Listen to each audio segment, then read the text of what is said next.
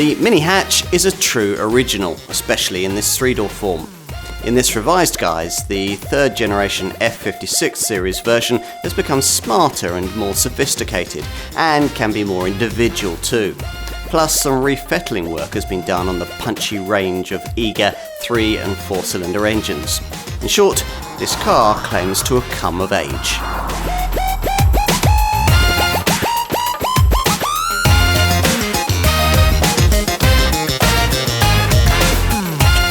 As a brand, Mini has come to mean all kinds of things, but it's in this simplest three-door hatch form that the company's products are most iconically recognisable. This third generation F56 design was first launched in 2014, but 4 years on was significantly updated to create the car we're going to look at here. Now, this Mark III model didn't really need any fundamental improvements, but it's a fashion-led product that has to match the style and technological trends of the moment. And sure enough, in this revised guise, all that has been brought bang up to date. As before, 5-door hatch and convertible variants share showroom space with this 3-door model, and they get the same range of improvements that we're going to cover here. There are plenty of them too. The piercingly bright headlights now use full LED technology, as do the trendy new Union Jack style tail lamps. Mechanically, the re-fettled engine range sees a detuned version of this Cooper's 1.5 litre 3-cylinder unit make into the base Mini 1 variant, plus the 4-cylinder 2-litre power plant used further up the range has been significantly overhauled in pursuit of greater efficiency. The optional Steptronic auto gearbox now has 7 speeds. There's a whole fresh level of connectivity via upgraded Mini connected services, and the brand's introduced a Mini Yours customized program that sets a fresh industry standard for the level to which buyers can personalize their cars. Plus, this Mini can be lighter, you'll find it better equipped, and it can now come with a wider range of options. So everything's changed, but thankfully at the same time, nothing that's really important is different. This little 3-door hatch model is still the purest expression of mininess. It'll still charm you with its dinky looks and its go-kart handling. And it's still a go-to choice if you want a style-conscious urban runabout with much of the technology of a larger car. All those attributes remain, but they've been developed over more than half a century of Mini history into, well, what? Let's find out.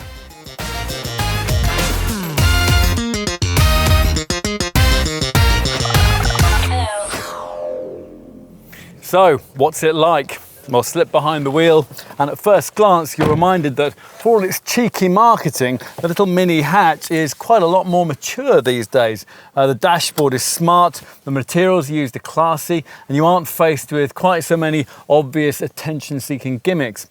The massive central dinner plate display that once in a Mini would have housed an almost indecipherable speedometer is still there, but these days that is simply used for infotainment. The speedo has been relocated to a pod above the steering wheel here. Now, that is the same wheel that in earlier generation models used to completely obscure the slot into which you had to press your ignition key to start the thing. Now, that silly slot's long gone too. It's been replaced instead by a neat starter switch in the middle of this familiar row of toggle controls that have survived at the bottom of the center stack. So let's flip that and see what we've got. First impressions are good. Like all the most affordable power plants in this third generation new Mini, this one has 3 cylinders, and triples always sound good at startup, even if in some other cars a lot of them create quite a din when you get up to speed. No, this one doesn't. You'd really have to know your engines to realise that this wasn't a conventional 4-cylinder unit, but because it isn't, the burbling sound trick is so much more interesting, so much more Mini, which is an important part of the cheeky, involving kind of driving experience upon which this car's appeal stands or falls. Now, yes, people love the styling and the image, but one of these just has to put a smile on your face when you drive it. If the overall feeling that you're going to get is of just another Super Mini wearing a cute suit, then you'd have to question this car's place in the overall scheme of things. At the original launch of this third generation model in 2014, there were well-founded fears that this charisma might well have been compromised.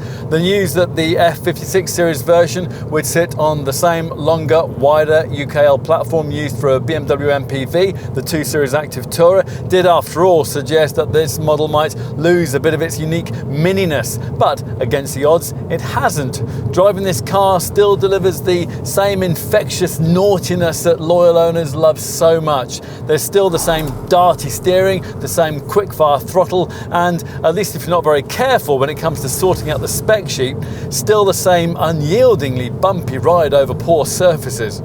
Now we'll get to that in a minute, but first you might be wanting to know about the mechanical updates that were made to this facelifted Mark III model. Now at first glance, very little appears to have changed across the turbo-only lineup, but Mini's eager to assure us that in fact all the engines feature subtle modifications. This has meant efficiency-orientated minor tweaks for the 1.5 litre 3-cylinder units, which are used in the mainstream models, but a rather more fundamental overhaul for the 2 litre 4-cylinder power plant that features in the top Cooper S and John Cooper Works hot hatch variants, which gets high pressure injectors, a redesigned exhaust system and a fresh turbocharger. Arguably more significant though is the introduction of a new 7-speed Steptronic double clutch automatic gearbox option that replaces the previous 6-speeder. Annoyingly though, on the Cooper model that we're trying here, you can't specify that Steptronic transmission paired up with steering wheel shift paddles. They are reserved for the Cooper S and the John Cooper Works model. Now we've chosen to try the Cooper because, like most who have sampled models right across the range, we reckon it represents the sweet spot in the lineup.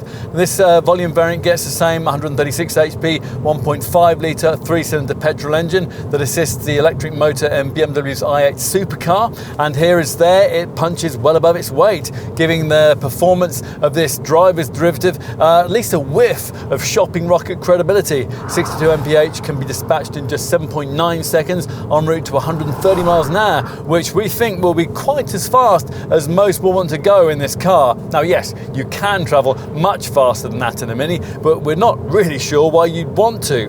This variant is quick and eager to be revved, but not so powerful that it hurls you up to unnecessary or unmanageable speeds. Plus, as we mentioned earlier, the raspy sound is great. It perfectly suits the character of this car. The other options available to Mini hatch buyers at the foot of the range offer more leisurely performance. That same 1.5 litre petrol engine now features in detuned 102 HP form in the entry-level Mini 1, replacing the previous 1.2 litre unit, but their 62 mph takes 10.1 seconds en route to 121 miles an hour. Customers are also offered a black pump fueled option, and that's now the only one in the lineup in the form of the Cooper D model, and that borrows BMW's 116 HP 1.5 litre 3-cylinder diesel unit.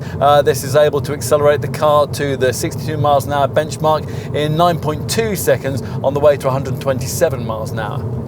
So that's one end of the lineup covered. The other, as we mentioned earlier, is based around the 2 litre 4-cylinder powertrain, which features with 192 HP in the Cooper S, or in seriously quick, uprated 231 HP in the top JCW John Cooper Works version. Both are pretty rapid. The Cooper S is able to reach 62 in 6.8 seconds on the route to 146 miles an hour, and the JCW improves that to 6.3 seconds and 153 miles an hour.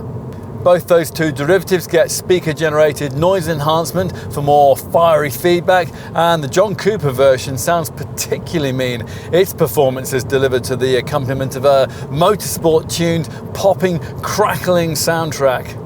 Only if you're one of those people who likes to rev up to the red line and really wring all the performance out of your hot hatch might you be disappointed. The 4-cylinder 2 litre power plant, like the Cooper's lesser 3-cylinder unit, has pretty much delivered all of its punch by around 5,500 RPM. So instead, for really rapid progress, you have to learn to lean on the engine's slug of turbocharged torque.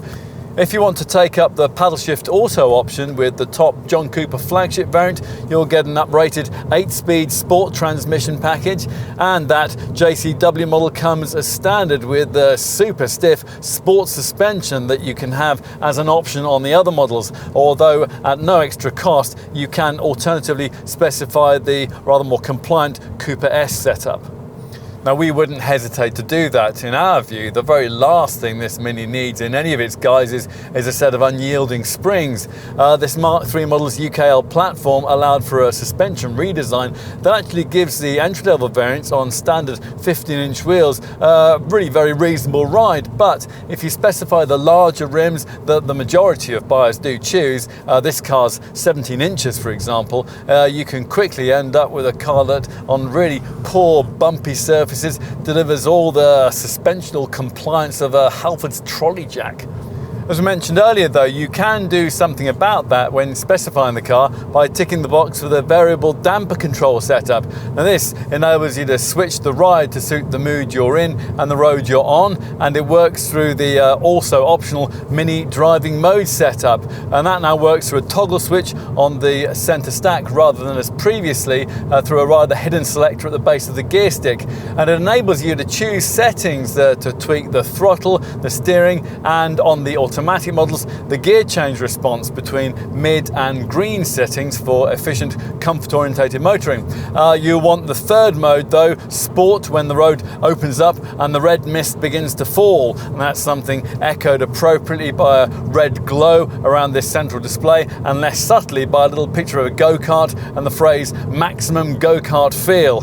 Quite. A configure sport option on the center screen allows you to select or deselect the sport response from either the drivetrain or the chassis if you want to tailor things specifically.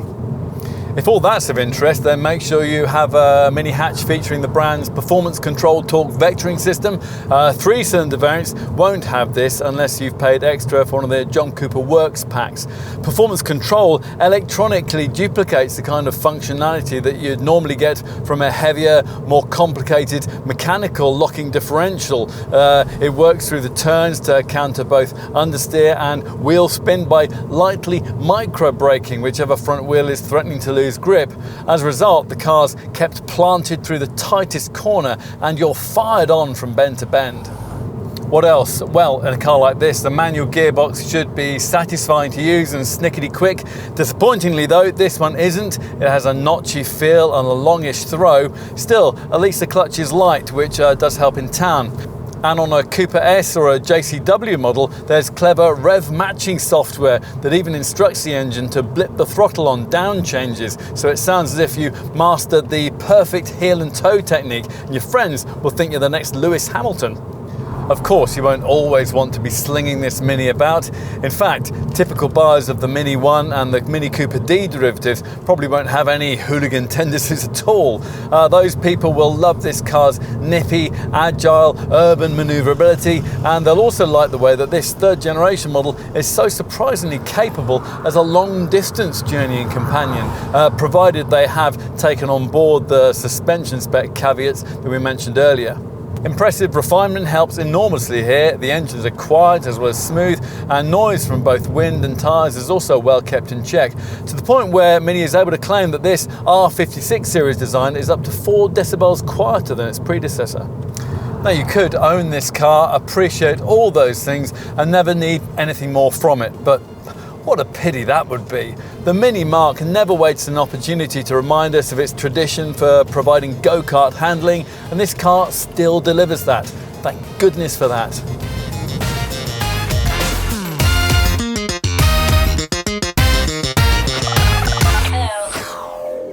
It's hard to think of another car on sale today whose sales are influenced quite as directly by the way it looks as this one. Given that aesthetically the worst mistake any freshly designed Mini can make is to lose its mininess, the job of reinterpreting this car for a fresh generation of buyers is always a difficult one. Now, no one doubts that the original 50s Isigonis design got it right, sketched by Sir Alec on the back of a tablecloth in 1956. Almost as memorable, though, was the earliest turn-of-the-century Frank Stevenson-styled BMW R50 era version.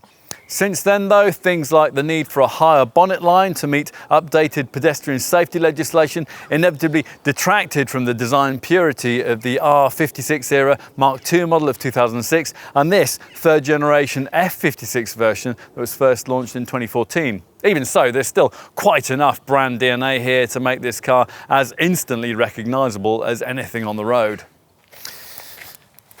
Just to make sure though, this Mark III model's package of midlife changes have been all about the embellishment of brand DNA. Headlamp styling has always been one of the defining elements of Mini design, and a lot of work's gone in here to further develop that. The lights may look much the same as before, but the full LED technology behind them is very different. That's particularly if you order the optional Matrix adaptive beams, which automatically extinguish parts of the lamp that might dazzle other road users.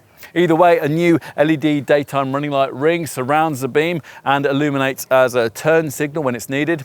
Otherwise, all the visual cues that you'd expect to see on this definitive Mini model have been perfectly preserved in the move to modernity. So the clamshell bonnet, the upright windscreen, the blacked out pillars that create the floating roof, and the continuous band of chrome at the base of the glass house. That's all present and correct. Here we're looking at the 3-door hatch version, but Mini's also spun 5-door and club and estate body styles off this 3rd generation F56 platform for those who need a bit more space. Plus, as usual, there's a convertible variant too. This, though, is the body shape that really defines Mininess. And at first glance, not much has changed about the dinky, power-packed profile, which as before comes with the no-cost option of a black, white or body-coloured roof. Close inspection, though, reveals a revised range of alloy wheel designs, and they can vary in size from 15 to 18 inches. We've got the 17-inch rims here as part of an optional John Cooper Works pack. That also includes a bespoke body kit.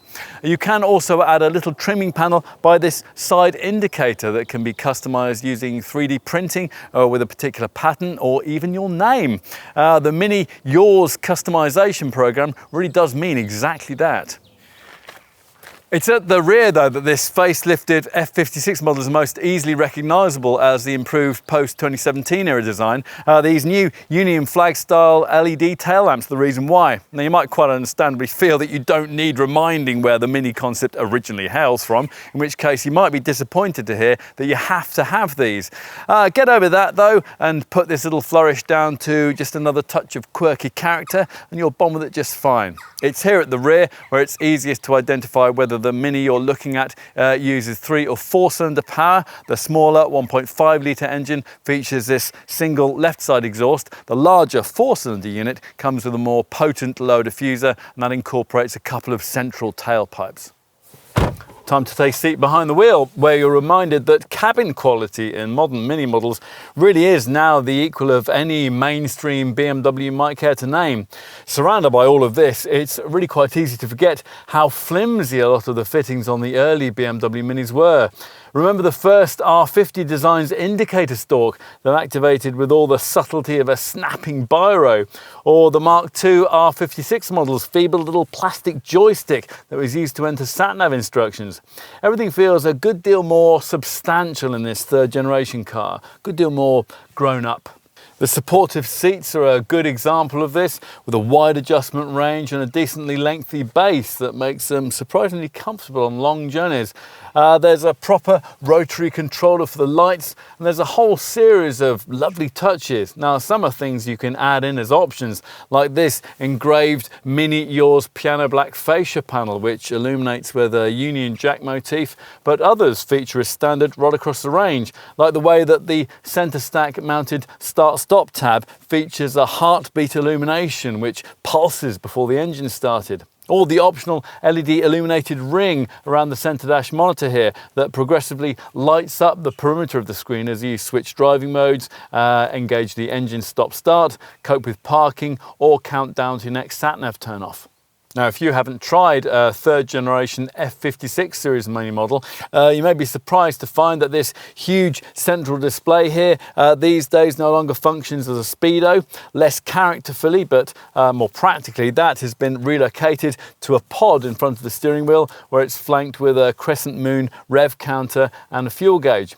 All of this has freed up this central area for much more infotainical trickery. The screen is now 6.5 inches in size across the range as standard, but here it's been upgraded to 8.8 inches. That's as part of the Navigation Plus pack. That includes all the latest Mini connected media features. Though it's really crying out for touchscreen functionality, these colour layouts are actually marshalled by this classy, effective iDrive style controller down here by the thankfully conventional handbrake. What else? Well, the ergonomics aren't bad, with all-round visibility aided by these slim window pillars. Cabin storage, that's reasonable too, although the door pockets are a bit small and there's no overhead compartment for your sunglasses. On the plus side there, you do get a reasonable glove box, twin cup holders ahead of the gear stick here, and a small cubby just ahead of that, which is clearly intended for your phone because USB points and a 12-volt port sit just above it. Now that Navigation Plus pack gives you this central armrest with its incorporated phone charging compartment, but you won't want to have that down too often because it gets in the way of both the gear stick and the infotainment system control dial.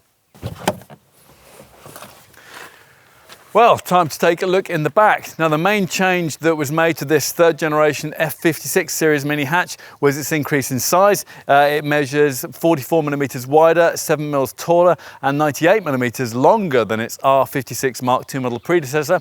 Now, unfortunately, most of that length gain was swallowed up by the lengthier front overhang that was needed to meet the tougher pedestrian impact standards we mentioned earlier.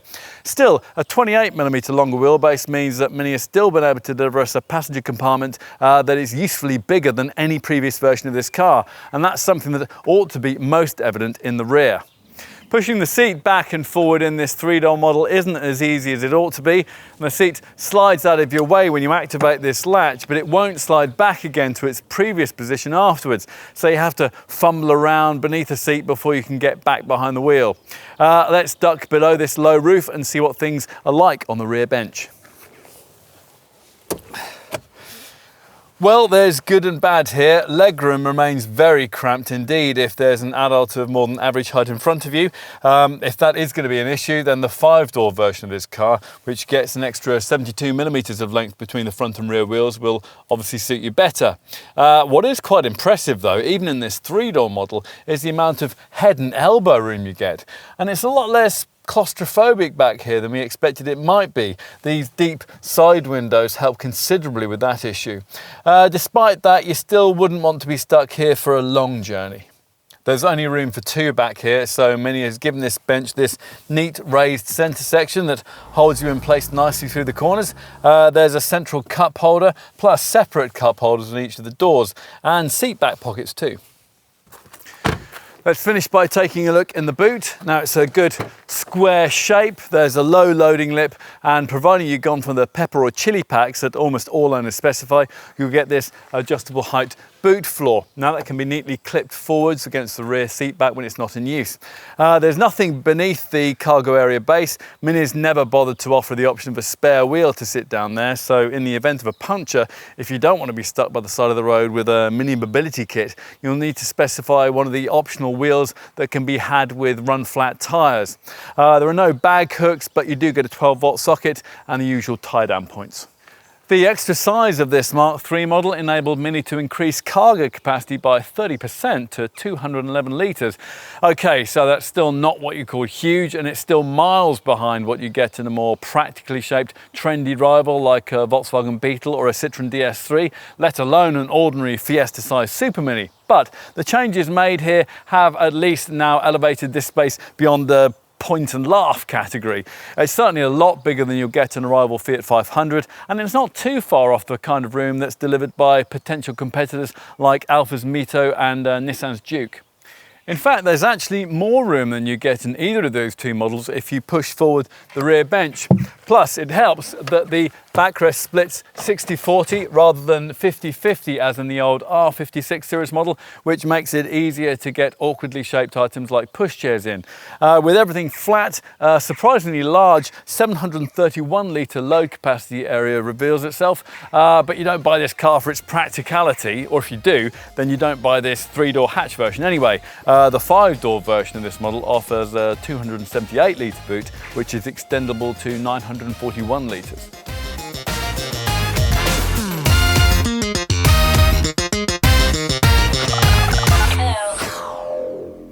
There are two mini hatch body styles, this 3-door version and a 5-door variant that's available with all the same mainstream engine options and which attracts a £700 model for model premium.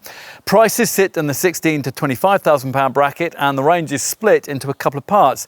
The most affordable end lie the 1.5 litre 3-cylinder Mini 1 and Mini Cooper models, variants that prioritise petrol power, although Cooper buyers get the option of a little diesel engine of the same size too. At the other end of the lineup lie the performance-orientated Cooper S and John Cooper Works hot hatch versions, both of which use a more potent 2-litre 4-cylinder petrol engine. The 3-door is our focus here and prices for it kick off at around £16,000 and that gets you the entry-level Mini 1 version offered only with 1.5 litre 102 HP petrol power. A typical mini hatch buyer though is probably going to want to find just under £1,500 more to get the perkier Cooper variant that we're trying here, which uses an uprated 136 HP version of the same 3-cylinder engine and costs from around £17,500. If you're looking at a Mini Cooper and you're one of those people who particularly prioritise efficiency, or you're likely to be undertaking longer trips, then you might be interested in finding around £1,200 more to get the single diesel derivative, which is now offered in the range, the 116 HP 1.5 litre Cooper D. Switch your attention to the 4-cylinder section of the range and you'll find yourself limited to petrol power now that Mini no longer offers the 2-litre SD diesel engine for hatch models sold in our market. You'll need a budget of just under £21,000 for the 192 HP Cooper S, but you'll need to think in terms of a spend of nearly £25,000 if you want the same engine tuned out to 231 HP in the top JCW John Cooper Works version. And that's a model only offered in the 3-door body style. Cooper, Cooper S and JCW models are also available in convertible form for a premium of around £2,500 over this fixed top body shape. Whatever your choice of body shape though, there's the option of automatic transmission across the range, either a 7-speed Steptronic double clutch system on the mainstream variants, and that was freshly developed for this revised model range and it costs from £1,400, or an 8-speed sport automatic available on the top John Cooper Works version. Annoyingly, you can't get steering wheel paddle shifters on an auto Cooper variant. They're limited to the Cooper S or JCW models. Onto the value proposition that this kind of pricing represents. Now, if you find the figures we've just quoted to be a little on the high side, then you might be one of those people who still sees this Mini 3-door hatch as a kind of dinky, city-sized runabout it used to be, a Fiat 500 or Vauxhall Adam competitor. The reality, though, is that this Mark III design has grown a size away from that, and it's now more closely comparable to a slightly bigger Fiesta or Polo-shaped Super Mini in terms of overall dimensions. And that makes the pricing a lot easier to stomach. This isn't, though, one of those cars that you can only compare to similarly sized competitors. A mini hatch buyer is much more likely to be interested in style than size, which means that such a person could well still be considering a Fiat 500 or an Adam. But by the same token, they could also be looking at one of the more stylised Super Mini-based small SUVs, like a plush Nissan Juke. At the city car end of the scale, well, we wouldn't waste much time considering the Vauxhall Adam. Equivalent versions of that cost around £1,500 more than their direct mini hatch counterparts. Now, the cute Fiat 500 has more going for it, but the closest version of that car to a Mini 1, the Twin Air 105 HP model, doesn't cost much less. A sportier Bath 500, well, that significantly undercuts a Mini Cooper on price, but it costs much more to run. As for the Juke, well, that won't give you this Mini's go-kart-like handling, and the fastest version of that Nissan that you can buy is now a 1.2 litre DIGT variant, putting out no more than 115 HP and costing around £1,200 more than a base Mini 1. Now, none of those cars, in our view, get particularly close to replicating what's on offer from this Mini 3-door hatch, so what does? Well, a couple of overtly fashion-orientated Super Mini rivals do spring to mind, although both are much older designs than this Mini, the Citroën-derived DS3 and the Alfa Romeo Mito.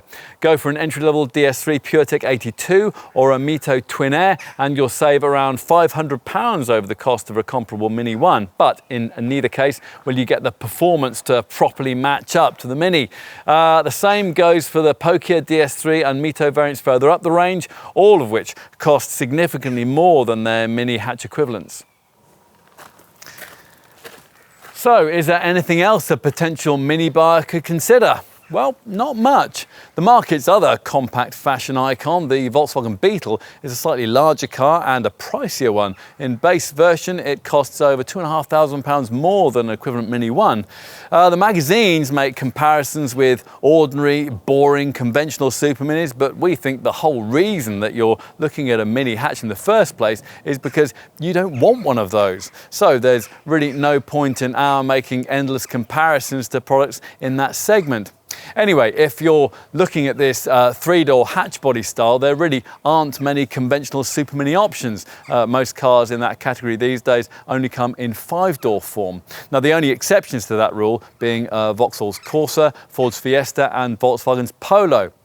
Three-door versions of this trio are probably more comparable to this Mini in their rather more sporty forms. If you're looking at a Mini Cooper, around £1,000 more would get you a comparable Corsa GSI or a Fiesta 1 litre T 140 PS ST line, but you get less performance, you get feebler handling and higher running costs. If you're looking at a Cooper S, then you'll be paying the kind of money that would get you a comparable, well-specified Fiesta ST or Polo GTI. A Peugeot 208 GTI, though, would be around £3,000 more. Now, the other small junior hot hatches you might have on your radar, cars like the Seat Ibiza FR, the Suzuki Swift Sport or the Renault Sport Clio, only come with 5 doors. So that's talked you through all the potential alternatives. Bottom line, there's nothing quite like this Mini, but if this car grabs your interest, you've probably already decided that for yourself.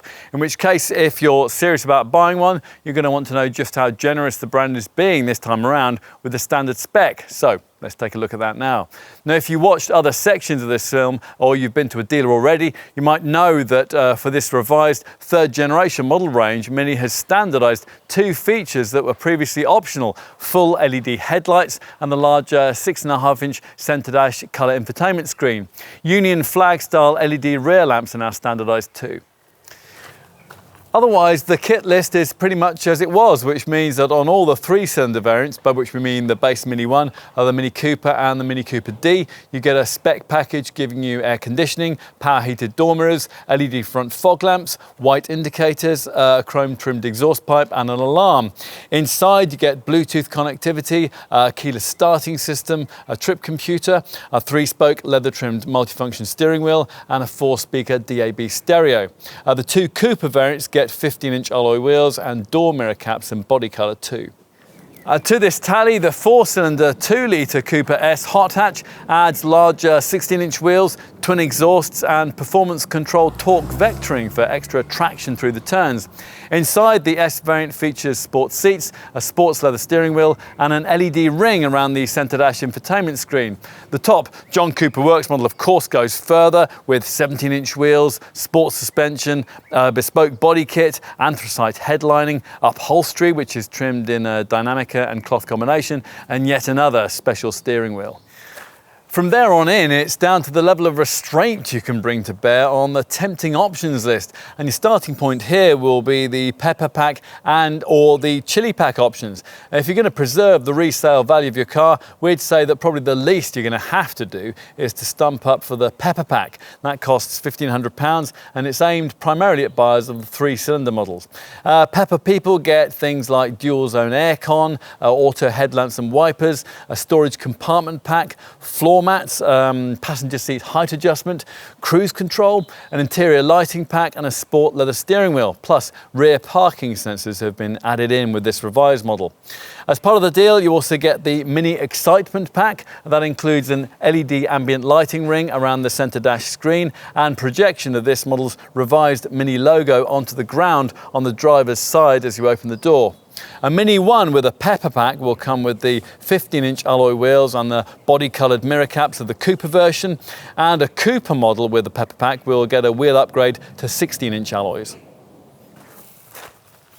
Pay a little more and you can also embellish your Pepper Pack with the John Cooper Works Sport Pack. Now this will give humbler mini hatch models the look and feel of the top JCW hot hatch model with specific John Cooper Works design for the body kit, the rear spoiler, the sports seats, the steering wheel and the upgraded 17-inch track spoke black alloy wheels. Plus there's Dynamica and cloth upholstery, and on lesser models performance control torque vectoring too. So that's one way you could go, but if you have a little more to spend, then your preferred route into specifying your mini hatch will probably lie with one of the two pricier chili packs, both of which include all those Pepper Pack features, plus a range of others.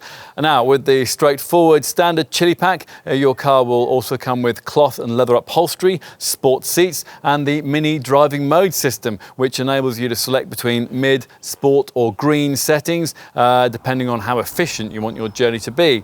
The Chili Pack deal also gives you a 17-inch wheel upgrade, or 18 inches on the JCW variant, and a fancier sport leather steering wheel if you have a Cooper or a Cooper D.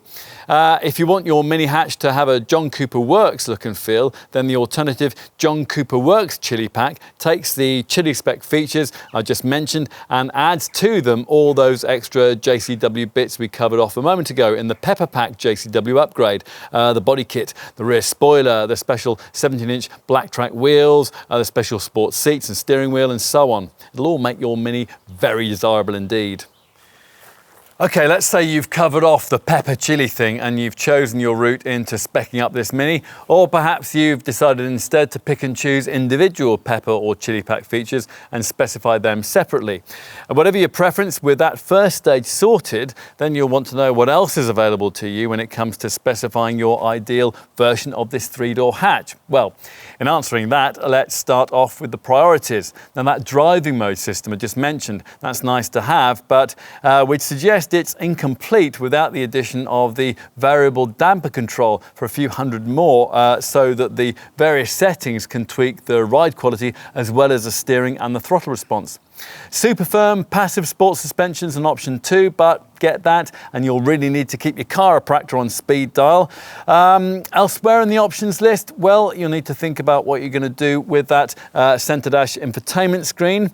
Embellishing it with the navigation package, that will give you sat-nav and Apple CarPlay smartphone mirroring, or you could go further, as has happened in the case of our test car, and opt for the Navigation Plus pack, and that gives you a larger 8.8-inch display, a centre armrest with a wireless phone charger, real-time traffic information, various performance-orientated vehicle apps including sports instruments, a concierge service to answer journey inquiries, and a full suite of Mini connected services.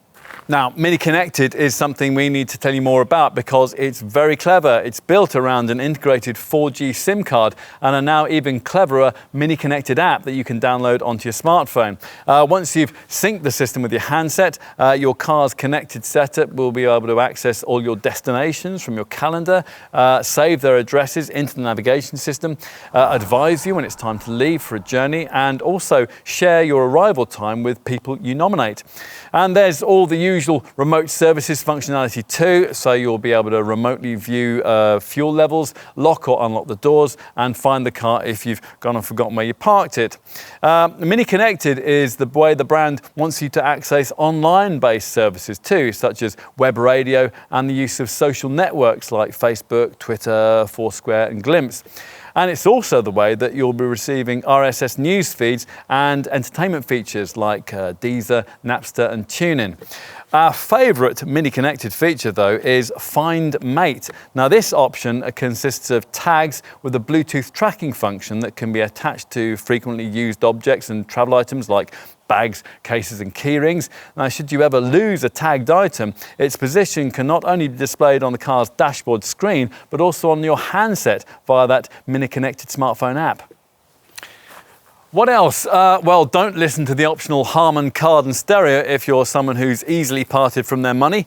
And if you want to go even further, you can splash out on things like a panoramic glass roof, roof rails, windscreen heating, and a park distance control system, which will even better guide you into tight spaces if you also go for the rear parking camera. Maybe you'll also want the head-up display, which is found on a little panel that rises at the base of the windscreen. We'd want the Trackstar vehicle tracker too, 2 in case of theft. Other options include comfort access keyless entry, a heated windscreen, power folding mirrors, front seat heating and an auto dimming rear view mirror. We should also mention driving orientated extras, a rear view camera, active cruise control which automatically keeps you a safe distance behind the car in front on the highway.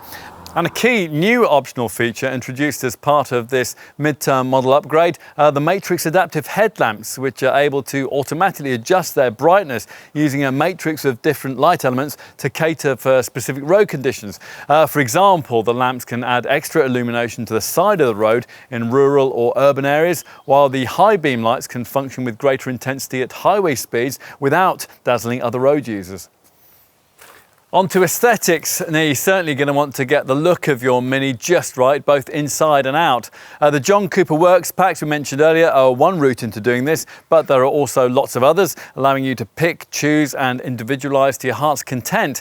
Let's start with the paintwork. Unless you want the car finished in pepper white, you're going to have to pay Mini for an extra cost colour, probably one of the various metallic shades. We've got emerald grey here. Go for one of the John Cooper Works packs we mentioned earlier, and the brand will throw in a bright chili red finish if you want it. You'll have to make choices for the roof too.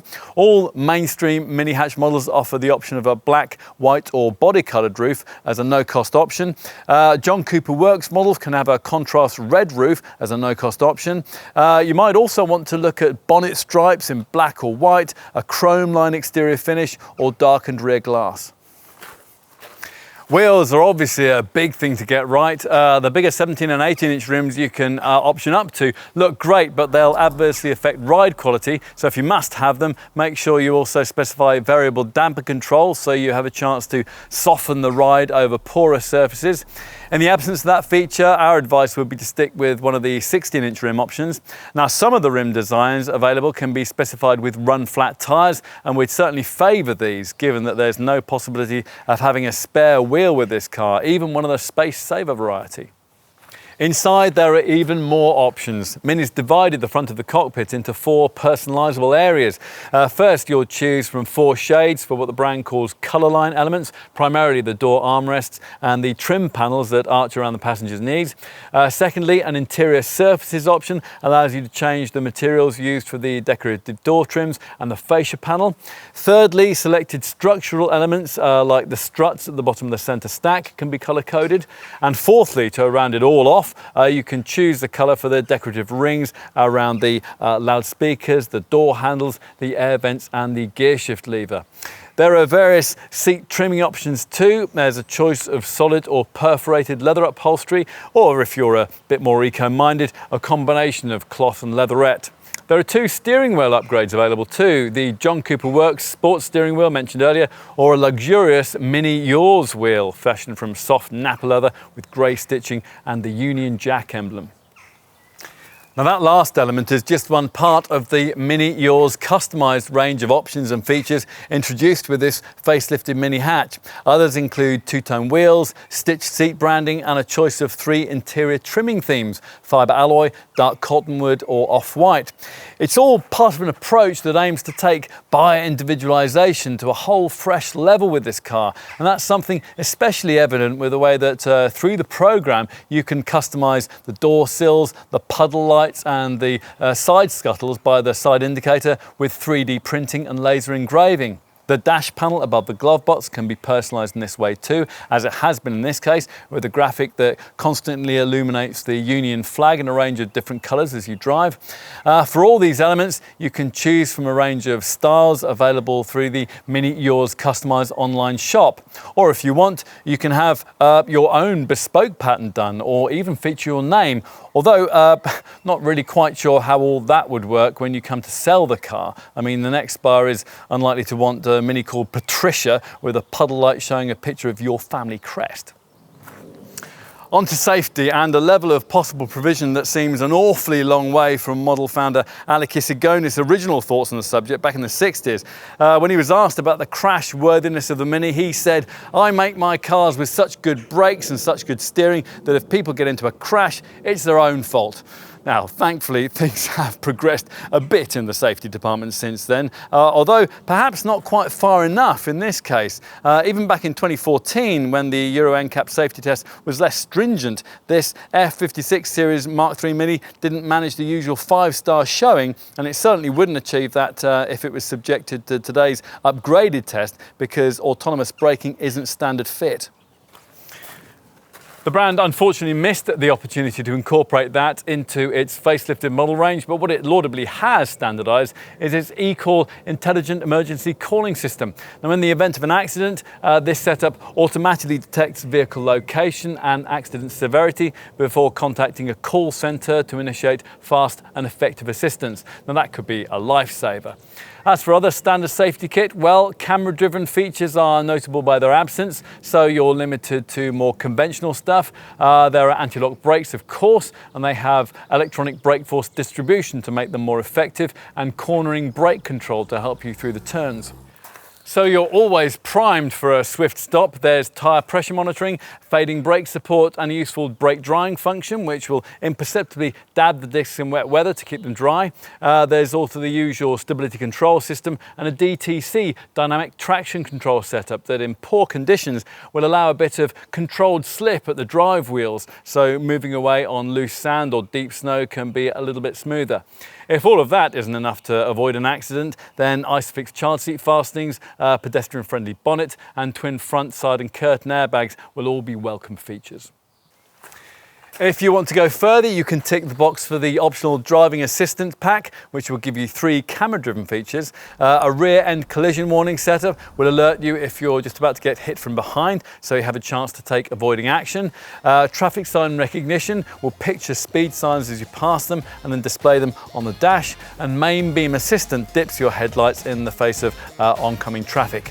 It's all a long way from the days of good Sir Alec.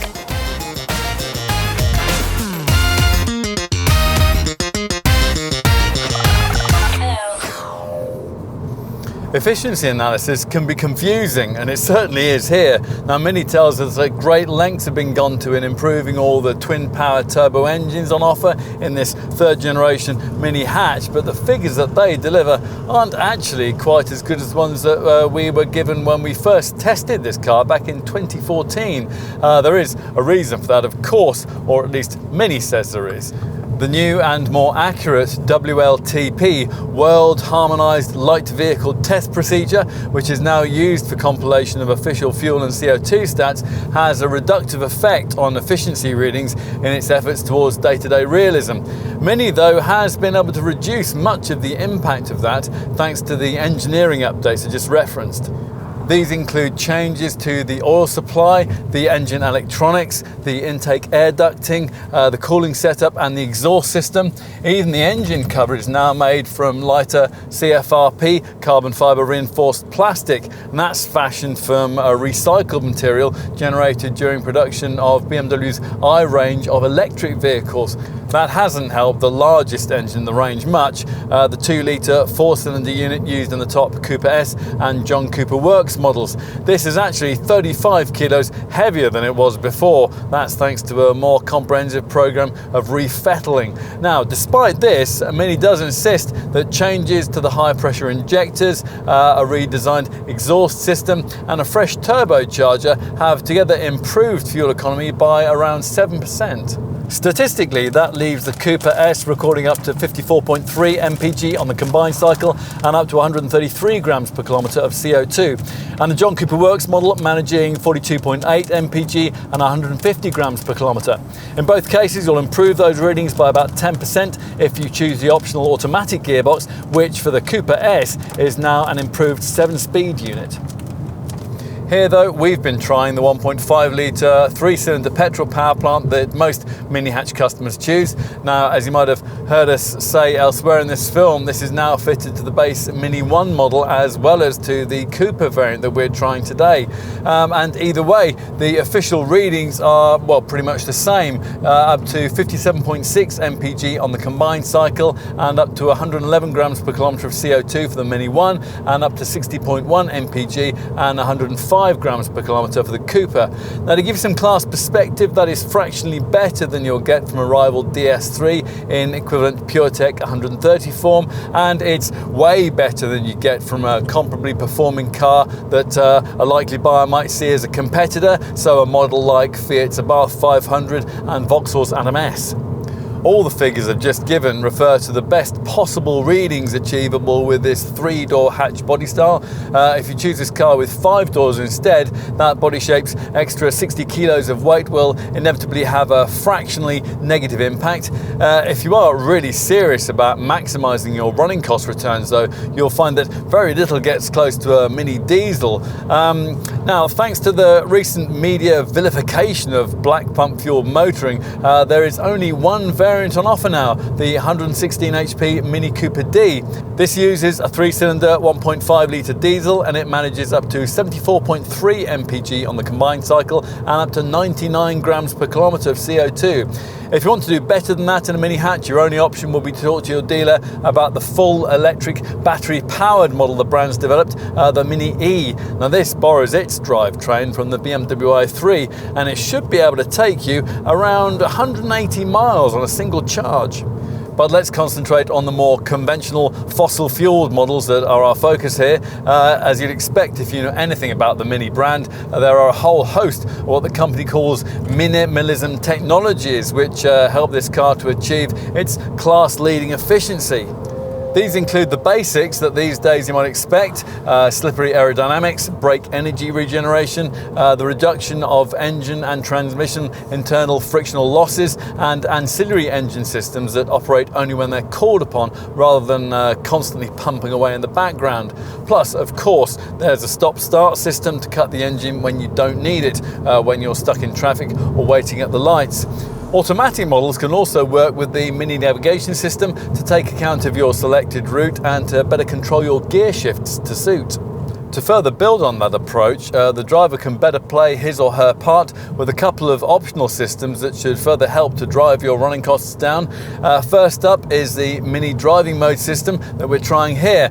This operates via use of this toggle switch at the base of the center stack, and it allows you to switch from default mid mode to self-explanatory sport or green settings. Green mode modifies the throttle and transmission response, and it tweaks the standard gear shift point display.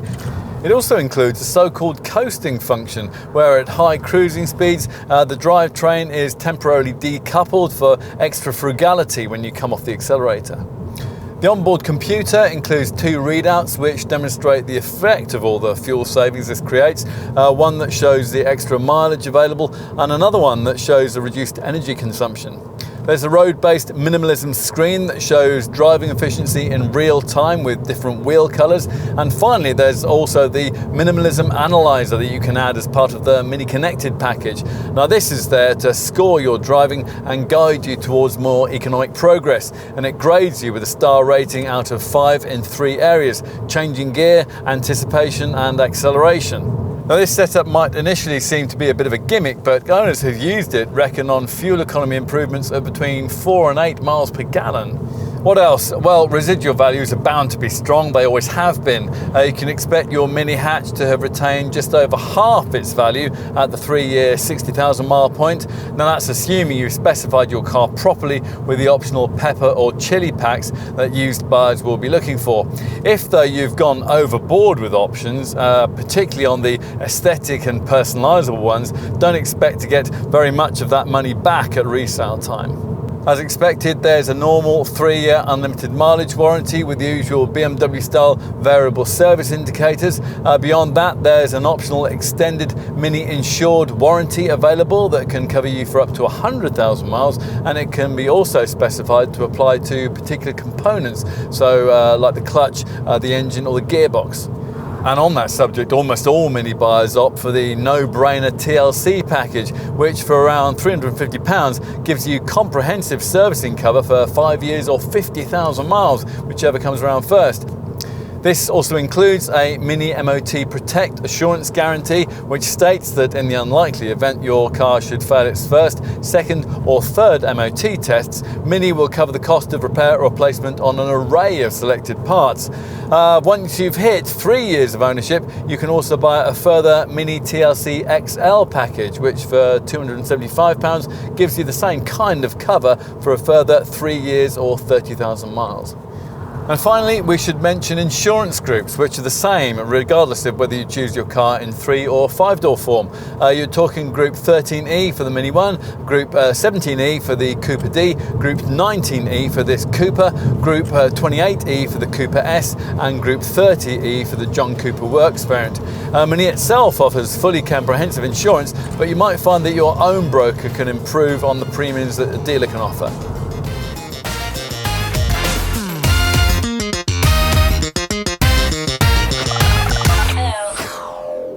The third generation redesign of this Mini hatch saw the car grow up a little and face its responsibilities, as all of us have to. Yet at the same time, the brand was keen that this car shouldn't lose its fun and joie de vivre, the very attributes that make most customers want to consider one in the first place. Now, the mid-term updates that we've been reviewing here are mostly aimed at making sure that that doesn't happen. This hatch version being now smarter, better connected and more personalisable than before. It's the latest chapter in a modern era success story, with nearly 3 million first, second and third generation versions of what we could call the Ger Mini having rolled out of the British Oxford factory gate since the car was first relaunched by BMW in 2001. Now, mentioning that brand is more relevant than it's ever been in connection with this car, because this improved Mini hatch really does now feel like a cut-sized BMW, with all the quality and technology that you'd find in a model from that parent company. In short, in many ways, it's come of age. Of course, not everyone is Mini-minded. Some don't like the way the looks have evolved. Others still don't think it's big enough. And this car can certainly be expensive once you've added in a few essential options. But those are things that creators of this third generation version never set out to change. The improvements that they have made, though, are resoundingly successful. Although the endearing raw edges that characterised older versions of this car may now be distant memories, added maturity certainly brings many compensations. Which leaves us with a British-built benchmark in the premium small car segment, and a model that, although easy to imitate, is now even more difficult to beat. Now, some rivals might be arguably more stylish or slightly larger, but still, none can beat its fun factor and its everyday running cost affordability. Both still crucial considerations in buying a car of this kind. Back in 1956, when he created the British original, Sir Alec Issigonis knew that. We think he'd have been pleased at how his creations turned out.